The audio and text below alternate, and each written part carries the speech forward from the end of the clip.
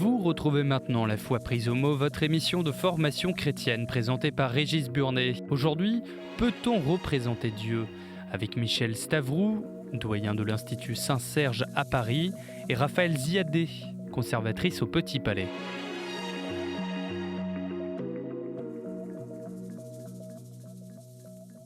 Bonjour et merci de nous retrouver pour La Foi prise au mot, votre rendez-vous de formation et de réflexion. Cette semaine, une question difficile, peut-on représenter la divinité et si oui, comment ? Malgré la prolifération des images qui peuplent nos églises et nos chapelles, la réponse n'est pas si évidente que cela. Il faut d'abord s'affronter à un interdit central de l'Ancien Testament, celui de l'interdiction de bâtir des idoles. Comment être sûr que notre vénération des images ne confine pas à l'idolâtrie ? Et ensuite, se pose la question de la représentation de la Trinité. Peut-on représenter le Père, que nul ne peut voir sans mourir, et le Fils, image du Dieu invisible ? Comment dire qu'il est à la fois vrai Dieu et vrai homme ? Et puis enfin, l'Esprit souffle où il veut, comment le figurer, lui qui est par nature imperceptible. Pour répondre à ces questions, les ressources sont maigres dans l'Église latine et c'est vers l'Église grecque qu'il faut se tourner. Confronté à une crise majeure à partir du 8e siècle, l'iconoclasme, le monde byzantin a en effet élaboré une théologie très précise des images, très réfléchie. Nous allons donc nous tourner vers le monde orthodoxe en compagnie d'une historienne de l'art. Bonsoir. Bonsoir. Raphaël Ziadé, vous êtes conservatrice de la collection byzantine du Petit Palais. Et puis un théologien, bonsoir. Vous êtes Michel Stavroux, vous êtes doyen de l'Institut de théologie orthodoxe Saint-Serge à Paris. Alors, Michel Stavroux, j'ai commencé cette introduction en disant tout le bien que je pense de la théologie orthodoxe. Je crois que c'est pas un mystère c'est même pas je dis un mystère, c'est même pas une question de mystère, c'est une évidence. Le monde orthodoxe a une définition, une théologie des images qui est très élaborée. Oui, on peut le dire parce que le monde orthodoxe a été confronté à une crise importante à partir du 7e siècle. Et donc, il a dû la surmonter après une crise de à peu près 150 ans, à savoir est-ce qu'il était légitime ou non de représenter Dieu, représenter également sa mère, celle qui est confessée comme Marie, mère de Dieu, mais aussi les saints. Et donc, la crise que le monde orthodoxe a traversée, le monde byzantin, pour être précis, a donné lieu à une réflexion approfondie. Et je pense que c'est le fruit de cette réflexion qui fait que ce qui était au départ quelque chose d'assez naturel, ce culte des icônes dont on va parler, est devenu ensuite légitimé par une profonde réflexion d'ordre théologique. Et puis Raphaël Ziadé, c'est pas un hasard si je vous ai invité, d'abord parce que vous êtes spécialiste des icônes, mais aussi parce que vous dirigez, on peut dire, la plus belle collection d'icônes de France, en réalité, non ? Est-ce qu'on peut le dire comme ça ? C'est la plus importante, en tout cas en nombre. C'est une collection d'icônes datée du 15e au 18e, 19e siècle. Qui présente une géographie assez vaste, qui regroupe la Grèce, la Crète vénitienne, qui a produit beaucoup d'images, et aussi le monde slave. Et nous avons aussi des objets d'art qui proviennent d'une donation antérieure à celle des icônes, qui sont des objets proprement byzantins en ivoire, avec notamment une très belle plaque de la Vierge en trône, qui est un véritable chef-d'œuvre. Alors pour ceux qui ne connaissent pas bien Paris, il y a les Invalides, on traverse la Seine, il y a deux grands palais, le Grand Palais où il y a beaucoup d'expositions, le Petit Palais il y en a aussi, mais vous avez une collection permanente. Et alors je vais faire de la pub, c'est gratuit en plus. Oui, c'est gratuit, les collections. Donc il faut absolument y aller. Absolument, il ne faut pas hésiter à rentrer, ressortir de ce magnifique palais, le Petit Palais, en face du Grand Palais, qui est le musée des Beaux-Arts de la ville de Paris et qui est gratuit comme toutes les collections municipales. Ce qui fait qu'on peut se promener dans ce merveilleux bâtiment et découvrir notamment cette collection d'icônes qui permet de s'initier à ce monde d'images très particulier, né dans l'Empire romain, qui est toujours, je dirais, vivant aujourd'hui par la tradition des peintres d'icônes et par aussi la liturgie dans laquelle ces images sont reçues. Et nous avons au Petit Palais tenu à contextualiser ces images, ce qui fait que c'est un endroit très visité. Oui, c'est une très belle, c'est très pédagogique en fait. On va y revenir. Alors peut-être pour commencer, est-ce que j'ai eu raison de dire que le gros problème qui va d'ailleurs informer cette crise qui est la crise iconoclasme, c'est la peur panique de faire de nos images du Christ et même de Dieu des idoles. Est-ce que c'est ça qui est le cœur de toute la difficulté? En réalité, on ne sait pas vraiment. La crise a commencé au tout début du 8e siècle avec l'empereur Léon III Lysorien, qui était originaire, semble-t-il, de Syrie et peut-être d'une église monophysite. Et donc, Léon III Lysorien, qui était confronté à l'islam, donc selon certains, aurait voulu purifier l'église byzantine d'une sorte d'adoration de certaines images de la part de nombreux fidèles.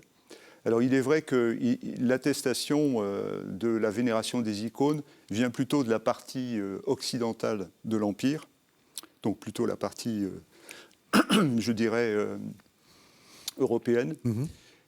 Tandis qu'il semble que du côté de l'Orient, vers le monde arabo-musulman, il y avait moins de vénération des icônes. Quoi qu'il en soit, ce qui est clair, c'est que Léon III déclenche une crise à partir des années 730 en décidant de retirer la représentation du Christ qui se trouvait à l'entrée du Grand Palais à Constantinople.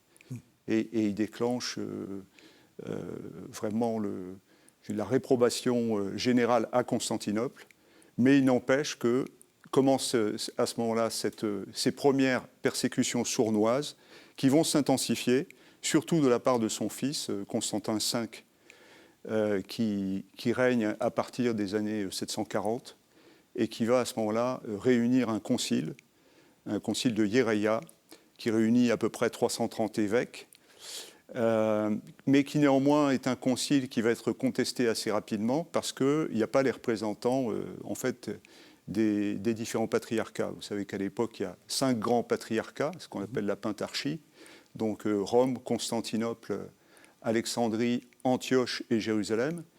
En fait, l'évêque de Rome est totalement contre cette persécution contre les icônes et les représentations de Dieu et des saints. Et puis, du côté des patriarcats orientaux qui sont sous la coupe arabo-musulmane, en fait, ils ne peuvent pas se déplacer et ils ne veulent pas manifestement se rendre à ce concile. Et du côté de Constantinople, le patriarche vient de mourir. Donc on a un concile qui n'a pas beaucoup de légitimité. Ce sont des évêques qui sont réunis à la demande de l'empereur Constantin V. Et donc commence une réunion qui va durer quand même quelques mois et au cours de laquelle on va remettre en cause complètement l'idée de représenter le Christ qui est confessé comme Dieu, parce que, dit-on, le grand argument avancé, c'est que Dieu en soi est irreprésentable, parce que Dieu est infini. Et ça c'est dit dans l'Ancien Testament. Et ça, c'est dit dans l'Ancien Testament, effectivement. Le 2e commandement, tu ne te feras pas de représentation, d'images de toutes sortes. Et le mot utilisé par image, c'est eidolon, donc qui donne idole, donc c'est un mot évidemment ambivalent. Et c'est justifié, Sauf que, justement, Dieu s'est rendu représentable à partir du moment où il s'est incarné en tant que Christ. Et voilà comment il va y avoir un rebondissement. Il y a un grand théologien justement du monde arabo-musulman qui s'appelle Jean Damascène, El Mansour, qui va représenter la vision orthodoxe des choses. Il faut absolument représenter le Christ dans la mesure où c'est Dieu qui s'est fait homme. Et en tant qu'homme, il est représentable. Alors, on est arrivé, on va revenir en arrière, parce que justement, c'était pour mettre le cadre, et puis comme on a employé ce mot iconoclasme, il fallait tout de suite le définir. Le judaïsme est une religion dans laquelle il n'y a pas de représentation, l'islam non plus. Le christianisme, très tôt, a fait des représentations. mais pas d'abord figurative. C'est ça qui est intéressant.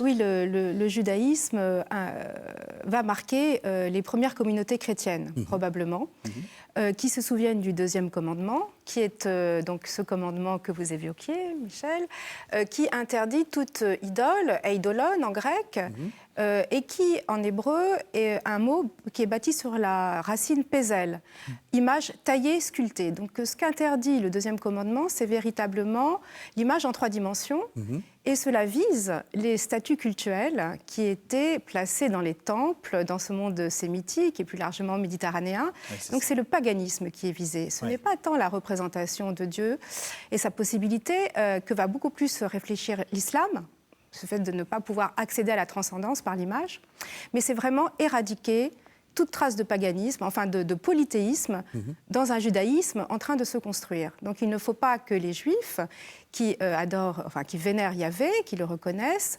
continuent à avoir la tentation de vénérer d'autres divinités qui ne seraient pas trop loin. Et donc la réforme de Josias aussi vise à continuer cette clarification de qui est le Dieu des Sémites. Et on va arriver au fait qu'il est un seul Dieu, non pas un parmi les autres, mais le seul. C'est ça.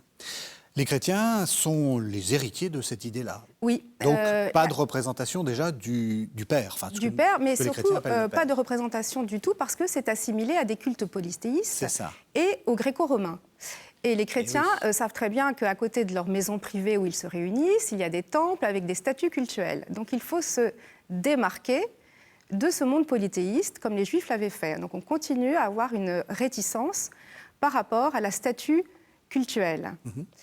Il y a aussi la prudence, certainement, de ces communautés qui vivent en clandestinité dans les débuts et qui se reconnaissent d'abord par des symboles. La croix, mais sans le Christ dessus. La croix, le poisson, l'encre, et on va retrouver ce répertoire, notamment en contexte funéraire, dans les catacombes. Et assez vite, néanmoins, le christianisme, à partir de la paix de l'Église, de Constantin, qui fait de cette religion une religion reconnue par l'Empire, les chrétiens vont se libérer de ces réticences et construire le début de tout un répertoire d'images chrétiennes, religieuses, qui sont à la fois narratives, elles racontent l'histoire du Christ, de la Vierge, des saints, des martyrs, mais qui sont aussi théologiques dans la mesure où comme elles arrivent au IVe siècle, 5e siècle, ces images, elles engrangent en même temps toute la réflexion de l'Église, toute la théologie qu'il y a autour de la religion chrétienne. Ça, c'est très important. Ce n'est pas simplement des images décoratives pour faire joli, c'est des images théologiques déjà. C'est un condensé théologique. Oui, et c'est là où certainement on commence à se distinguer peut-être de la conception de l'image en Occident. C'est que ce ne sont pas simplement des illustrations de passages vétérotestamentaires ou du Nouveau Testament. Ce sont déjà des images qui vont plus loin que le récit. Ce sont des images qui expriment la croyance, la théologie. Alors comment on a osé faire ça, monsieur le théologien? Comment on a osé tout d'un coup franchir cet interdit de l'image? Vous l'avez dit parce que... Je ne crois pas que ce soit fait d'un seul coup. Ça a été quelque chose d'assez naturel. Raphaël disait que c'était surtout lors de la christianisation de l'Empire, mais je pense quand même à certaines catacombes à Rome. La catacombe de Priscille, qui représente par exemple le bon berger. C'est une représentation, certes symbolique, mais c'est une représentation du Christ. Il ressemble, alors, le bon berger qui existe déjà dans le paganisme. Enfin, c'est-à-dire que la représentation du bon berger est une image funéraire. Et il est intéressant de voir que ce répertoire en Occident naît en contexte funéraire. Tout à fait. Il y a déjà des images avant Constantin. Il y en a aussi en Orient, à Doura Europos.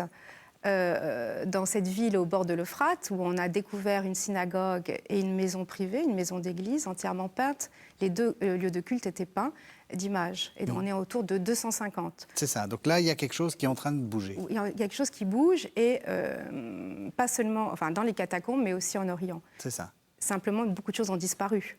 Donc on ne sait pas exactement comment s'est faite cette période de transition. Mais Doura Europos et les catacombes nous obligent à nous dire que ce répertoire est en constitution, mais il va vraiment exploser, je dirais, du 4e ou 6e siècle. Alors, dans la même catacombe de Priscille, on voit aussi une représentation de la Vierge à l'enfant. Vous écoutez actuellement La Foi prise au mot, votre émission de formation chrétienne présentée par Régis Burnet. Aujourd'hui, nous parlons de Dieu. Peut-on représenter Dieu? Avec Michel Stravou, doyen de l'Institut Saint-Serge à Paris, et Raphaël Ziadé, conservatrice au Petit Palais.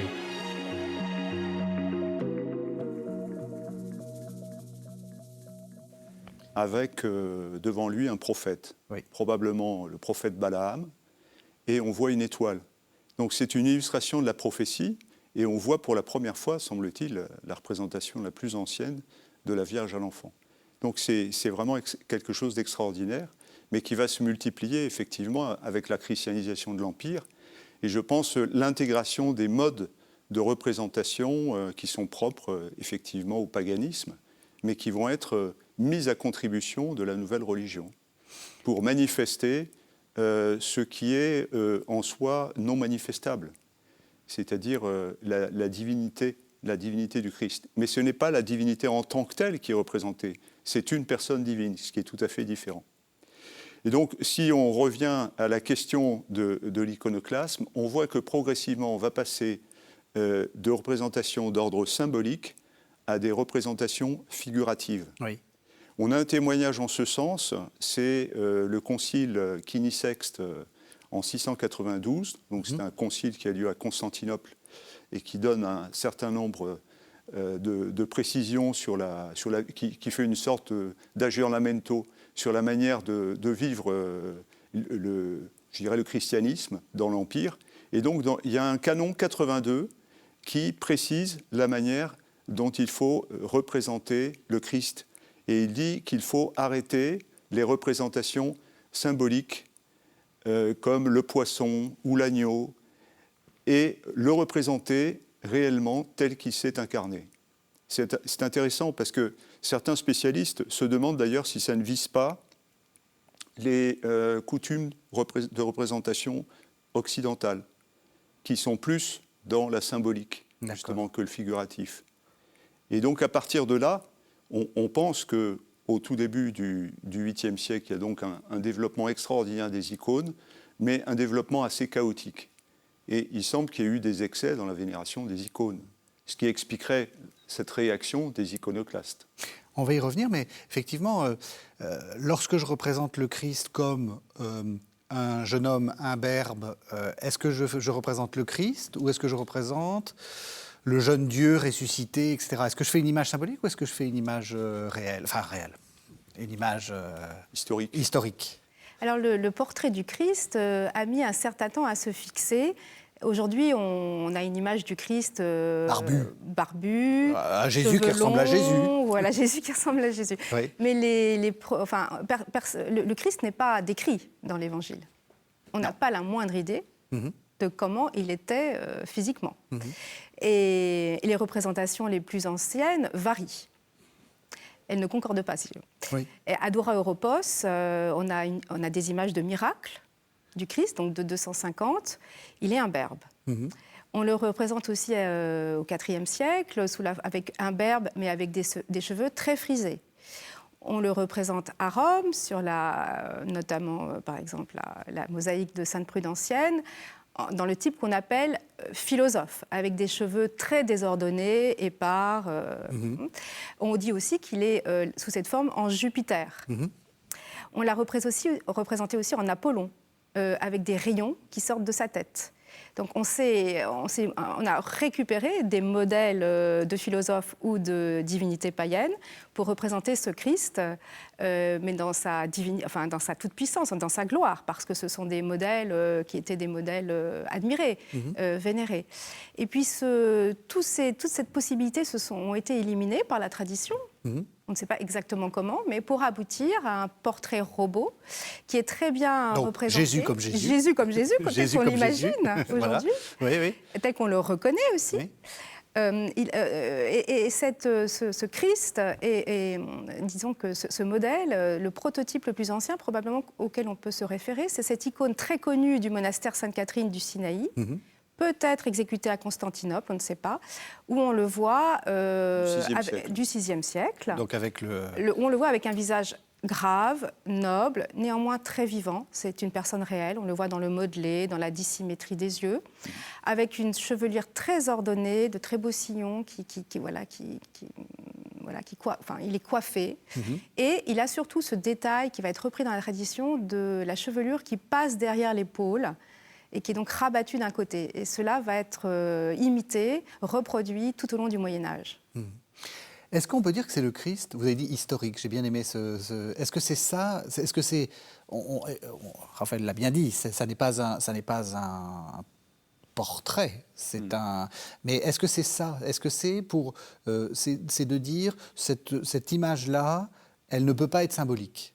Il faut la prendre pour le Christ. Ce n'est pas un symbole impersonnel. Comme par exemple, paradoxalement, le bon berger, c'est impersonnel. C'est un motif. Là, il ne s'agit plus d'un motif symbolique, il s'agit d'une personne qui est en face de vous. C'est ça. Et donc, vous entrez dans une relation avec cette personne. Et là, vous êtes dans le monde de l'icône. Expliquez-nous ça. Voilà. C'est là, on arrive sur le cœur de la C'est-à-dire qu'il ne s'agit pas de figurer un événement. On est passé au-delà de l'événement. On est dans le monde de la relation et on est au-delà de l'histoire. On est dans l'eschatone, déjà. Dans la fin des temps, oui. Dans la fin des temps, mais une fin des temps inaugurée. Oui. Comme le dit saint Pierre dans son discours à la Pentecôte, cette fin des temps, elle arrive maintenant. Elle commence maintenant. Donc voilà, c'est ça qui est important, parce que ce que nous offre l'Église dans son mystère et dans sa liturgie, c'est justement d'éprouver, de goûter à cet eschatone. Et c'est pourquoi on comprend que l'icône, son lieu naturel, c'est la liturgie de l'Église. C'est-à-dire qu'elle est, en fait, elle est utilisée pour faire advenir le royaume de manière certes très fugace, mais néanmoins réelle, dans la vie sacramentelle de l'Église. Vous voyez ? Et donc l'icône, elle est ce lieu, cet endroit par lequel peut advenir une relation avec une personne qui est là, et une personne en l'occurrence celle du Sauveur. C'est-à-dire celui qui, Dieu, s'est fait homme, est venu parmi nous et nous parle à chacun de manière absolument unique. Donc c'est ça qui est exprimé, je trouve, magnifiquement dans cette icône la plus ancienne et qui est une sorte de témoin. Il y en a une autre qui est extrêmement ancienne aussi, semble-t-il, dont on n'a pas beaucoup d'attestations anciennes, c'est celle qu'on appelle du Mandylion ou de la Sainte Face. Elle correspond à une tradition ancienne qui est attestée au IVe siècle, selon laquelle un roi, Aïdès, au fond de la Syrie, aujourd'hui au sud-est de la Turquie, la ville d'Urfa, était malade à l'époque de Jésus.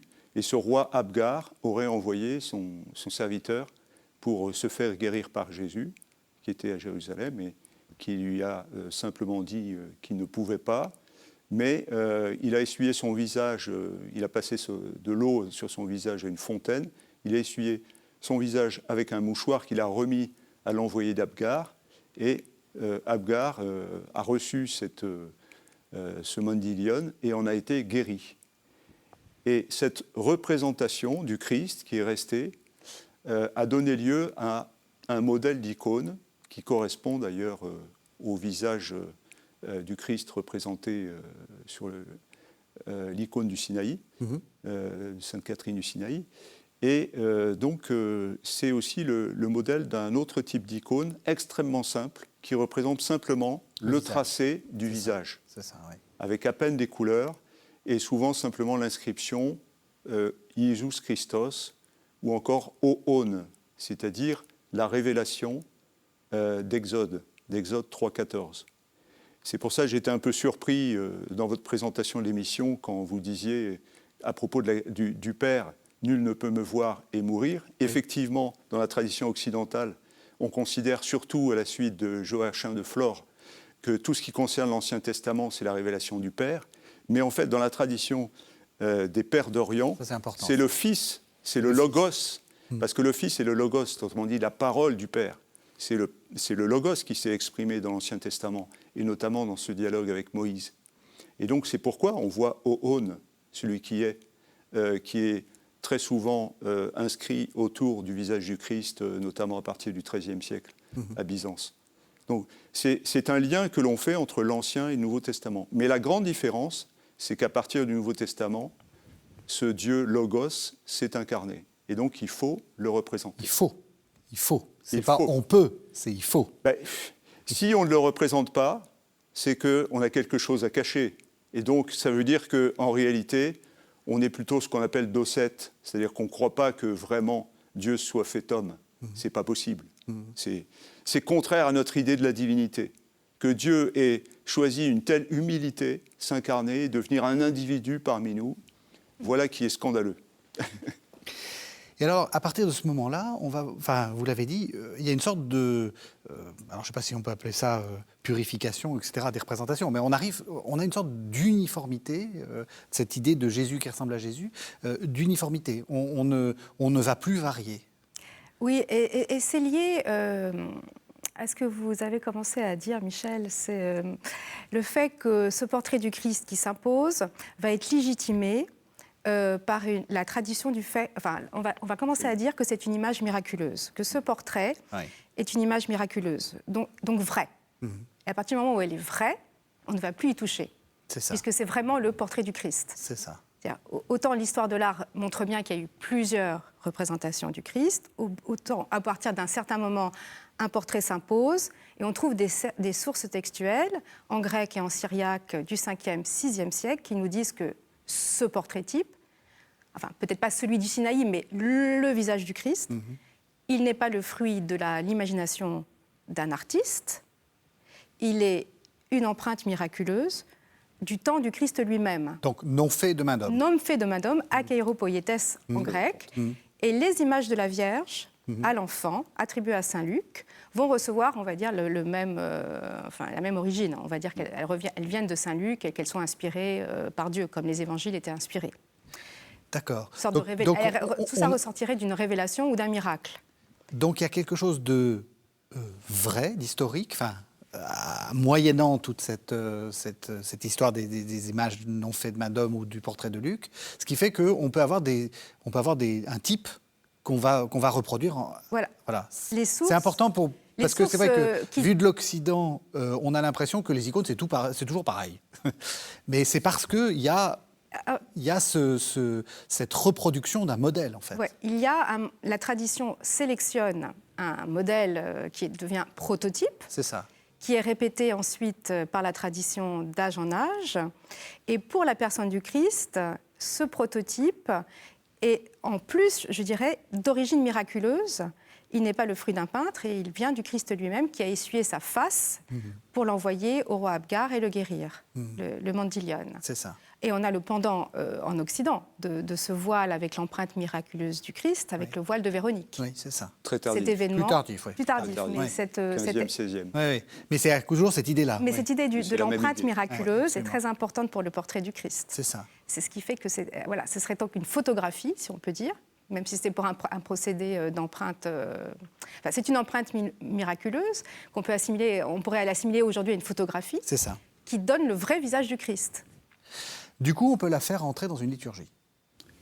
On doit la faire entrer dans une liturgie. Et ce que j'ajouterais sur le Mandylion, c'est qu'il a été récupéré, entre guillemets, par l'Empire de Constantinople en 944, quand l'armée de Constantin VII Porphyrogénète a récupéré la ville d'Édesse. Il a été ramené en procession. C'était un 16 août. Et aujourd'hui, dans le calendrier orthodoxe, le 16 août, on fête justement cet événement et la Sainte Face. Il a été gardé dans l'église du Pharos, qui était une véritable église reliquaire au palais de Constantinople pendant des siècles. Et il a été pris par nos croisés en 1204 et ramené en triomphe à Paris, à la Sainte-Chapelle, où il est resté jusqu'à la Révolution, où il a totalement disparu. Alors c'est une énigme. Pas de chance. Je ne sais pas où est ce Mandylion, mais peut-être quelque part à Paris, dans un grenier. Vous seriez bien content de l'exposer au Grand Palais. Alors ça, c'est l'image des images. Là, c'est... Alors oui, il s'intègre donc dans la liturgie. Et alors comment ? Justement, qu'est-ce qu'on en fait ? Il est donné à la vénération des fidèles, puisqu'il est ce lieu, je dirais, de contact sacramentel, j'hésite pas à utiliser ce terme, dans un sens large, dans la mesure où l'ont utilisé les théologiens du XXe siècle, à savoir, ils ont souligné que l'Église en soi est le sacrement du Christ. En tant que corps du Christ, elle est le sacrement du Christ. Et donc, dans l'Église, tout est sacrement. Il n'y a pas simplement 7 grands sacrements. Il n'y a pas simplement des sacramentaux, comme s'il faudrait en quelque sorte diminuer l'importance. Mais en soi, l'icône du Christ est sacramentelle. Donc, elle est disposée pour le dimanche courant, qui est le jour du Seigneur. Elle est disposée au centre de l'Église, si on n'a pas une grande fête, par exemple le baptême du Christ, où là on mettra l'icône du baptême. Pour un dimanche normal, on mettra l'icône du Christ. Et donc, quand les fidèles orthodoxes entrent dans l'Église, ils font des proskinèses, c'est-à-dire des prosternations, oui. Et ils vénèrent l'icône du Christ. Voilà. En ayant intérieurement la certitude qu'ils vénèrent le Christ lui-même. À travers l'image. À travers l'image. D'accord. Et c'est ça qu'ont répondu les iconodoules, c'est-à-dire ceux qui étaient pour la vénération des icônes, aux iconoclastes, lors du concile de 787, c'est-à-dire le 7e concile écuménique, qui a eu lieu donc à Nicée, et qui a réuni les théologiens, alors pas Saint Jean Damascène, parce qu'il était mort à l'époque, mais en tout cas, qui ont repris sa théologie, et qui sont venus en fait balayer les arguments fallacieux utilisés par les iconoclastes. Les arguments étaient qu'on ne peut pas représenter la nature du Christ, parce que soit on va représenter la nature humaine, et à ce moment-là, bon, on ne confesse pas sa divinité. Oui, c'est ça. Soit on va vouloir représenter les deux, mais à ce moment-là, si on représente les deux, ce sera la nature divine en particulier. Donc ça voudra dire que l'humanité a été finalement engloutie dans la divinité, et donc on sera dans ce cas-là monophysite. Donc vous voyez, c'était une sorte de dilemme. Or, ce que répond Saint Jean Damascène et à sa suite Théodore Stoudite, parce qu'il y aura une deuxième période d'iconoclasme, et donc il y aura Théodore Stoudite qui viendra au début du IXe siècle. Le deuxième Jean Damascène. Deuxième, oui. En quelque sorte. Ce qu'ils répondent, c'est que ce n'est pas les natures qu'on représente, c'est la personne. Parce que la nature en soi, c'est abstrait, même la nature humaine. La nature divine aussi serait abstraite en soi. On ne représente pas la divinité, on représente une personne, la personne du Christ, qui est une personne divine, qui est une personne composée, comme le dit saint Maxime le Confesseur, c'est-à-dire une personne qui éternellement portait la divinité et qui a en plus assumé l'humanité. Et donc, dans ce cadre-là, on représente une forme qui est circonscriptible à partir du moment où son humanité, celle qu'il a assumée, était celle d'un individu, voilà, comme chacun d'entre nous. Alors, ça, c'est l'occasion, on a commencé à en parler. Comment est-ce qu'on représente ça ? Enfin, comment est-ce qu'on donne une idée de ça lorsqu'on est dans un musée ? Parce que c'est vrai que dans un musée de peinture occidentale, les images, elles n'ont pas ce caractère un peu sacré, enfin aussi sacré. Et donc, on peut dire que c'est des séries d'illustrations qu'on peut mettre sur un mur.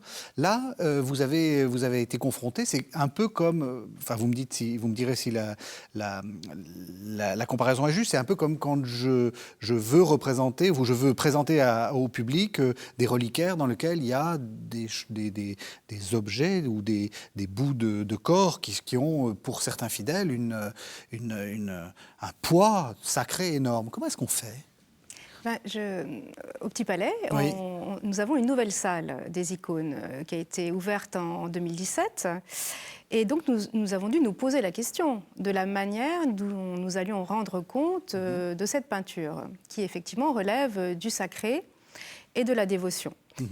Alors, nous avons plusieurs possibilités dans un musée pour répondre à ces questions. D'abord, je pense qu'il faut dire que c'est une question, pour moi, de déontologie. Oui. C'est-à-dire que ce ne sont pas simplement des images peintes, ce sont vraiment des objets de culte. Donc, bien qu'on soit dans un lieu, on pourrait dire laïque, oui, un musée, oui, des beaux-arts, il est important, d'un point de vue, je dirais même anthropologique, de rendre compte du fait qu'on a un matériel sacré, qui sont ces images intégrées dans la liturgie du christianisme oriental.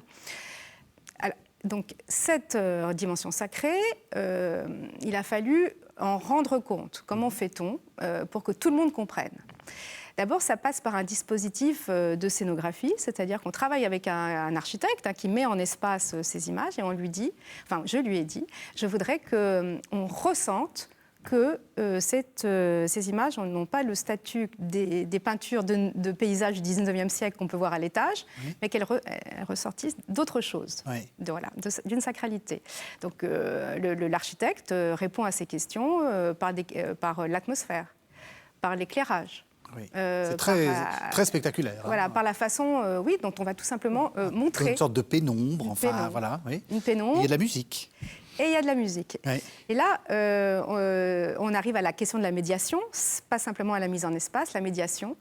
C'est-à-dire ce qu'on dit de ces œuvres. Et d'abord, il y a un double discours, un discours d'histoire de l'art. On parle des écoles stylistiques, mais on parle aussi de cette question d'objets de culte, de vénération, d'images domestiques aussi, vénération dans les églises, mais vénération à la maison. Donc on explique cela.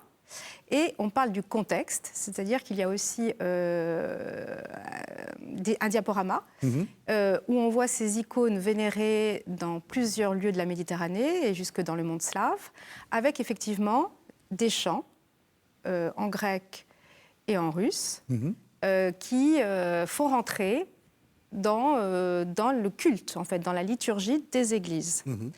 Donc c'est l'addition d'un certain nombre de dispositifs, toujours basés sur des bases scientifiques. Nous ne quittons jamais les sciences humaines, le contexte, la géographie, l'histoire, l'usage, mais pour rendre compte de tout ce que dit une icône. Est-ce que si j'étais un visiteur orthodoxe particulièrement pieux, je pourrais aller embrasser l'icône ou toucher l'icône? Ou est-ce que vraiment c'est impossible? Ah non, nous, dès lors que l'objet... Mais est-ce que vous comprenez qu'on puisse? Ah oui, non, mais dès lors que l'objet n'est pas abîmé, parce que dans un lieu, on conserve, donc mais elles sont sous vitrine de toute façon. Nous, on laisse le visiteur, du moment qu'il ne gêne pas les autres, faire absolument ce qu'il veut. Il peut prendre en photo les icônes, il peut se signer devant les icônes, il peut ne rien faire devant les icônes, peu nous importe. Ce qu'il faut, c'est que ça reste... Et puis que ça n'abîme pas l'icône. Et que ça ne gêne pas le public et que ça ne mette pas en péril la conservation des œuvres. Donc j'ai très souvent des signes de dévotion dans la salle des icônes et aussi dans nos expositions. L'exposition sur les trésors du mont Athos, qui avait été présentée au Petit Palais. Le public orthodoxe signait, il n'y a aucun doute là-dessus. On l'a constaté très souvent. Vous écoutez actuellement La Foi prise au mot, votre émission de formation chrétienne présentée par Régis Burnet. Aujourd'hui, nous parlons de Dieu. Peut-on représenter Dieu? Avec Michel Stravou, doyen de l'Institut Saint-Serge à Paris, et Raphaël Ziadé, conservatrice au Petit Palais.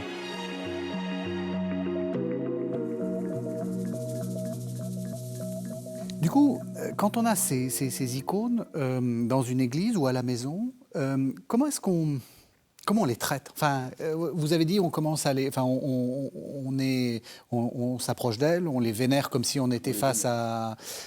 Est-ce qu'on peut les mettre, je ne sais pas, en espérer une bénédiction? C'est pour bien faire comprendre aux catholiques ce qu'on peut faire avec une icône, si j'ose dire. Alors, on fait des processions. Lors d'une fête, par exemple, fête du baptême du Christ, on peut faire une procession autour de l'église. C'est une fête très importante, le 6 janvier, la fête de la Théophanie. C'est la fête en fait la plus ancienne. Et autrefois, avant le IVe siècle, on incluait la fête de Noël à l'intérieur de la fête du 6 janvier. Donc il y a une procession, mais pareil en fait pour toutes les grandes fêtes.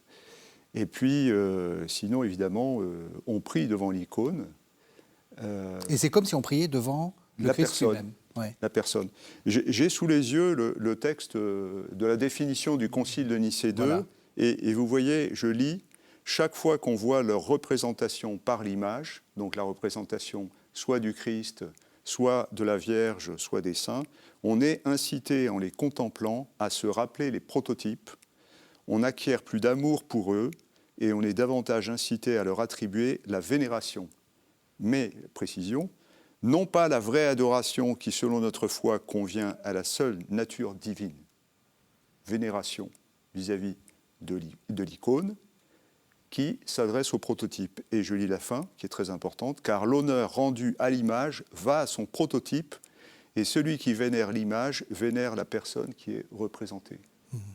Donc ça, c'est contre l'accusation d'idolâtrie, exactement, qui affectait les iconodoules. Grâce à cette distinction, vénération-adoration. Voilà. C'est ça. Donc, vous on voyez, vénère, il y a mais quelque chose d'assez subtil et Oui. difficile à comprendre, et que, par exemple, les théologiens francs, donc de Charlemagne, au 8e siècle, n'ont pas compris du tout, en lisant les actes du concile de Nicée II, et on dit simplement que c'était l'adoration des icônes. Théodulphe d'Orléans, dans les fameux livres carolins, qui a un petit peu tout mélangé. On ne sait pas si c'était sincère ou pas, ou idéologique, peu importe. En tout cas, ce qui est clair, c'est que c'est vrai que c'est une vénération complexe, que les théologiens byzantins appellent vénération relative, sketiki proskinesis. C'est-à-dire qu'il y a une relation qui s'instaure, et c'est elle qui fait que la vénération s'adresse à celui qui est représenté et non pas à l'objet en tant que tel. Quoique l'objet, à cause de la représentation, devienne saint en lui-même. Parce que la sainteté, la présence de l'Esprit Saint qui entoure la personne représentée, bon, bien sûr le Christ en tant que Dieu, mais aussi les saints, cette sainteté s'attache par relation également à l'objet lui-même. Par contre, si vous brûlez l'objet, il n'a plus de sainteté, parce qu'il n'y a plus de représentation. Vous voyez, il y a eu un conflit là-dessus au XIIe siècle, à Byzance, parce que l'empereur avait besoin, en fait, d'or pour réarmer l'empire, et il a fait chercher des représentations, des représentations dorées.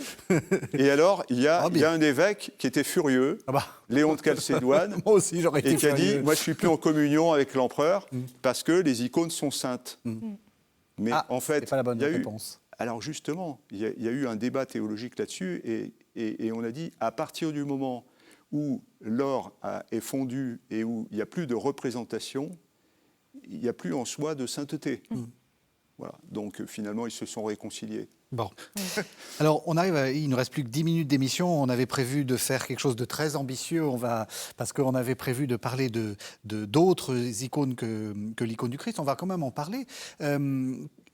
Quelles sont les principales icônes? Et en particulier, il y a une icône qui est très célèbre quand on est un occidental, qui est l'icône de la Trinité d'André Roublev. C'est les trois anges. Qu'est-ce que c'est que cette icône, en fait?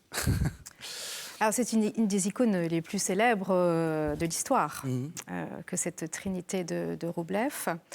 Elle nous montre la Trinité sous la forme de 3 anges qui sont autour d'un repas eucharistique, et qui sont merveilleusement inscrits dans un cercle. En fait, voilà. Il y a une plénitude qui se dégage de ces 3 personnes extrêmement ressemblantes. Donc un Dieu en 3 personnes qui communiquent, les 3 personnes communiquent entre elles. Et alors, on l'appelle la Trinité. Roublev s'est inspiré des visions de Saint Serge de Radonège, donc de la mystique de Saint Serge. On peut dire que c'est une nouvelle image issue de la mystique de Saint Serge de Radonège. Mais il y a néanmoins des antécédents qui ne sont pas exactement sous cette forme-là, mais qui relèvent d'une autre scène, une scène vétérotestamentaire, l'hospitalité d'Abraham, où Abraham reçoit à Mambré 3 personnes qui vont être comprises comme des anges et à qui il sert un repas. Alors, il y a différentes interprétations par les pères de l'Église. Oui. S'agit-il du Christ entouré de 2 anges, selon certains, ou de 3 anges qui représentent les 3 personnes trinitaires? Voilà, mais dans la Bible, ça n'est pas évidemment pas précisé. Mais effectivement, c'est une scène qui va être utilisée de manière typologique, comme l'annonce du repas eucharistique, du sacrifice, etc., du Christ. Et alors, donc l'hospitalité d'Abraham avec les 3 anges a été représentée, mais avec Abraham et Sarah recevant les 3 anges. Avec Roublev, Abraham et Sarah sont sortis de la scène. C'est ça. Ils ne sont plus là. Il n'y a plus que les 3 anges. D'où le glissement vers la Trinité, sans plus de référence à cette scène de l'hospitalité d'Abraham. Et Abraham et Sarah deviennent comme nous. Nous sommes comme Abraham et Sarah, nous sommes sortis, nous sommes à l'extérieur du tableau. Oui, c'est nous qui voyons les 3 anges et on va les servir. Et on va les servir, Ouais. et donc on rentre là dans le culte. Nous regardons cette scène, comme Abraham et Sarah y ont assisté, mais ils sont de notre côté. Voilà. Et on devient dans la pure contemplation de cette Trinité. Alors, la du coup, perspective est inversée, il faut le préciser. Oui. On est vraiment dans l'image. c'est ça, oui.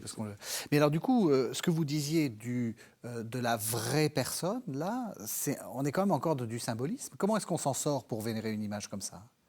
On s'en sort parce que ce n'est pas une personne particulière qu'on vénère, c'est le mystère de la Trinité. Parce que ce qui est représenté, me semble-t-il, c'est l'unité-diversité. C'est-à-dire une unité tellement forte qu'elle est diverse, et une diversité tellement forte qu'elle est unie. Unie dans la nature et l'énergie vivifiante, c'est-à-dire la grâce, et diverse, totalement diverse dans les 3 personnes. Mais on ne va pas au-delà de ce mystère. Mais c'est un mystère de paix, d'unité, d'amour qui se dégage. Et vous l'avez dit, derrière, il y a toute une mystique théologique qui est celle de la tradition russe pendant des siècles. C'est-à-dire qu'il n'y a pas eu de grands théologiens qui écrivaient des traités, mais il y a eu d'immenses contemplatifs, comme saint Serge de Radonej, et qui est notre saint tutélaire de l'Institut Saint-Serge. Il n'y a pas de représentation un peu... alors, ça a été des images interdites dans l'Occident, mais avec un Dieu le Père très barbu, un esprit qui ressemble un peu à une colombe et un fils qui ressemble, comme d'habitude, à Jésus. Ça n'existe pas, ça, dans les icônes? Si, ça existe, mais alors il faut regarder précisément comment. Oui.